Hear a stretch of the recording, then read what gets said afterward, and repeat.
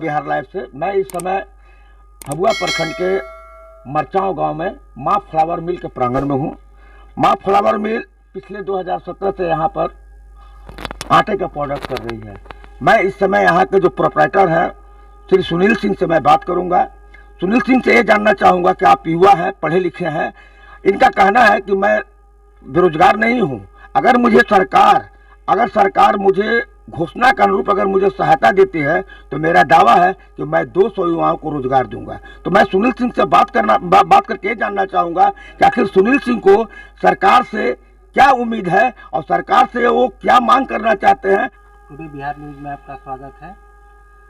स्वरोजगार के उद्देश्य से आपने माँ फ्लावर मिल की स्थापना की है। हम ये जानना चाहेंगे कि माँ फ्लावर मिल की स्थापना कब हुई और अभी आपका प्रोडक्शन क्या है और इस फ्लावर मिल की खासियत क्या है। नमस्कार, सुनील सिंह मरचांव। इसकी स्थापना माँ फ्लावर मिल की 2017 में हुई। प्रोडक्शन में आ गए 18 में हम। उद्देश्य ये था, हम लोग बेरोजगार हैं, पढ़ लिख करके ग्रेजुएशन तक है पढ़ाई, तो हम लोग खुद रोजगार के लिए कि अपने यहाँ ऐसा रोजगार खड़ा किया जाए कि हमारे यहाँ से जितने भी हमारे भाई हैं, लड़के हैं, छोटे बड़े जो भी हैं, कम से कम 100 से 150 लोगों का मैं लाभान्वित हूँ इससे। आज भी इस जो प्रोडक्शन को हम चला रहे हैं, इसमें 25 से 30 लोग के घर का चूल्हा यहाँ से जलता है अभी के टाइम में। और जो आटा की जो क्वालिटी निकाले हैं, मैंने देखा कि सबसे बढ़िया ब्रांड जो लोग खा रहे हैं वो आटा के नाम पे आशीर्वाद है। तो रेट तो उसका हालांकि बहुत ज़्यादा है, लेकिन उससे कम रेट में और उससे भी अच्छी क्वालिटी हम लोगों के अपने गेहूं का हम अपने यहाँ तैयार करते हैं यहाँ पे मरचांव में, जो कि मार्केट में बहुत अच्छा पसंद किया जा रहा है। और जितना दिन लगभग 3 से 4 साल हो गए, सरकार के सहयोग न मिलने के कारण अभी तक बहुत आगे हम लोग नहीं जा पाए हैं थे।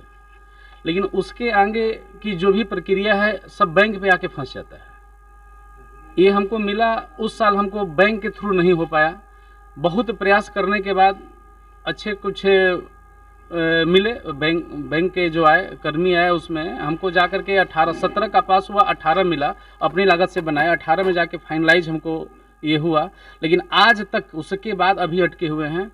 प्रोडक्शन मेरा जैसे एक दिन का, अभी मेरे मिल का मान के चलिए कि 1/2 टन का प्लांट है, 5 टन 6 टन पर डे का प्रोडक्शन है, और जबकि 2 से 3 टन पर डे मेरा सप्लाई जा रहा है अभी के टाइम में। लेकिन इस सप्लाई को कम से कम 30 टन के ऊपर होना चाहिए था, जो कि नहीं हो पा रहा है। बैंक के थ्रू हमको कोई सुविधा नहीं मिल पा रही है। आज हम करीब 1.5 साल हो गया लेकर फाइल दौड़ते दौड़ते। मेरा फाइल इस बैंक PNB से मेरा लोन है, मेरा क्षेत्रीय बैंक यहाँ पे है रतवार में, लेकिन इनकी कैपेसिटी कम होने की वजह से वहाँ गुहार लगाया अपना LDM साहब के पास। यहाँ से हम आरा तक गए, तो आरा जब जा रहे हैं तो वहाँ चीफ मैनेजर हैं, बोल रहे हैं हम लोग पब्लिक डील नहीं करते हैं, अपने ब्रांच से मिलिए। और ब्रांच का फ़ोन वहाँ नहीं उठाया, ब्रांच करेंगे हमारे बस का नहीं है। इसी में हम लोग अटके। 11 नंबर बटालियन का माल यहाँ से बनारस से उस टुकड़ी का इलाहाबाद, गोरखपुर और लखनऊ तक माल गया है अपना, बनारस के माध्यम से। लेकिन पैसा का अभाव होने की वजह से हम बनारस का सप्लाई अभी 2 महीने 3 महीने से रोक दिए हैं। अभी हम नहीं कर पा रहे हैं, क्योंकि लोकल में बढ़ गया। हमारे यहाँ से करीब 20 गांव के जो लोग हैं, अगर 1 kg भी गेहूं लेकर आते हैं तो उनको आटा मिल जाता है, और 10 क्विंटल भी गेहूं लेकर आएंगे तो सेम टाइम में हम आटा दे देते हैं उनको। जितना भी कार्य प्रयोजन, शादी विवाह मरनी जो भी है, जो फंक्शन है, अगर कोई गेहूँ धो कर ले आ रहा है तो भी ठीक, बिना धोए लेकर आ रहा है तो भी हमारे पास समुचित व्यवस्था है। गेहूँ का धुलाई, सफाई, पिसाई और चाल कर एकदम फ्रेश आटा एकदम तैयार करते हैं। अभी आपके द्वारा जो मार्केट में जो माल सप्लाई की जा रही है वो कितने KG के शॉर्ट में उपलब्ध है? मेरे पास सब है, बोड़ा में भी है, पैकेट की व्यवस्था कर रहे हैं। मैंने 5 किलो, और इसका ज़्यादा चलता है 2 किलो। हम सोच रहे हैं 2 किलो से लेकर के आपके 50 kilo, 2 kilo, 5 kilo, 10 kilo, 25 kilo, 50 kilo, तो 25-50 तो चल रहा है। 5 की भी व्यवस्था में लग गए हैं हम।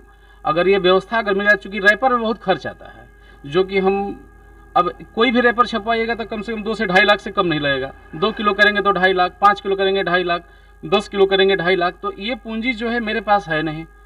और बैंक से भी मदद नहीं मिल पा रहा है, सरकार का भी इस पर कोई कदम नहीं है कि जो करने वाले हम लोग हैं। अगर ये करते तो मेरा प्रोडक्शन भी बढ़ जाता और लोगों की संख्या बढ़ जाती। जो आज 20 से 25 लोग में हम सिमट कर हैं, आज मेरे पास 150 से 200 लोग होते काम करने वाले अपने अगल बगल के। आप युवा उद्यमी हैं, तो इस कदम से आप कई लोगों को लाभान्वित कर रहे हैं, तो आप युवा आदमी होने के नाते क्या संदेश देना चाहते हैं? तो संदेश तो देखिए हम यही देना चाह रहे हैं कि अगर सरकार का अगर सपोर्ट रहता तो जितने भी युवा हैं हर कोई अपना सेल्फिश हो सकता था। हमारी तरह 10 लोग ऐसा लगा करके 1000 लोगों को लाभान्वित कर सकते थे। लेकिन अब संदेश क्या देंगे, हम खुद लगे हैं। आज 4 साल से हमको कोई सुविधा कहीं से मिल नहीं पा रही है, तो अब हम लोग एकदम स्वावलंबी हो गए हैं, अपने पे हैं। जो अपने पास व्यवस्था है इससे अब हट करके इतना बढ़िया प्रोडक्शन मार्केट में लाने के बाद भी अब इससे रुझान मेरा धीरे हटते जा। केंद्र और राज्य सरकार आत्मनिर्भर भारत को लेकर काफ़ी सजग है। युवाओं को स्वरोजगार से जोड़ने की विशेष पहल की जा रही है। कई तरह की उद्योग विभाग और बैंकों के माध्यम से लोन की व्यवस्था, रोजगार की व्यवस्था की जा रही है। लेकिन धरातल पे जो अगर तस्वीर है वो साफ स्पष्ट दिख रही है कि आपको भी कई तरह की परेशानियों का सामना करना पड़ रहा है। तो आपको इस दिशा में क्या कहना है कि सरकार कुछ इस तरह का कार्य करे या युवाओं को रोजगार से जोड़ने के लिए और क्या पहल होनी चाहिए?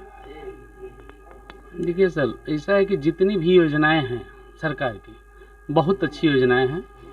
अगर सारी योजनाएं जो पेपर में हैं अगर उसको धरातल पे उतार दिया जाए तो कोई भी युवा एक तो पहले बेरोजगार नहीं रहेगा और आत्मनिर्भर युवा ही नहीं है, पूरा आपका देश हो जाएगा। लेकिन सरकार को इस पे में ध्यान देना होगा। ध्यान क्या, अगर चाहे सरकार, अगर चाह जाए तो सब कुछ हो सकता है कि जो पेपर का चीज़ है वास्तव में धरातल पर उतर जाए। यही चीज़ नहीं है, बस सब पेपर का पेपर में ही रह गया है। मैंने सुनील सिंह से बातचीत किया। सुनील सिंह से बातचीत करने के बाद ऐसा लगा कि इनका कहने का मतलब यही रहा कि सरकार की अपार घोषणा है। अगर घोषणा का अनुरूप अगर टेबल पर उस विचार से अगर काम किया जाए तो कहते कि मेरा दावा है कि हमारा भारत सचमुच पिछले मात्र 5 साल के अंदर में आत्मनिर्भर भारत बनेगा। एक एक युवा बेरोजगार नहीं रहेंगे, रोजगार होगा।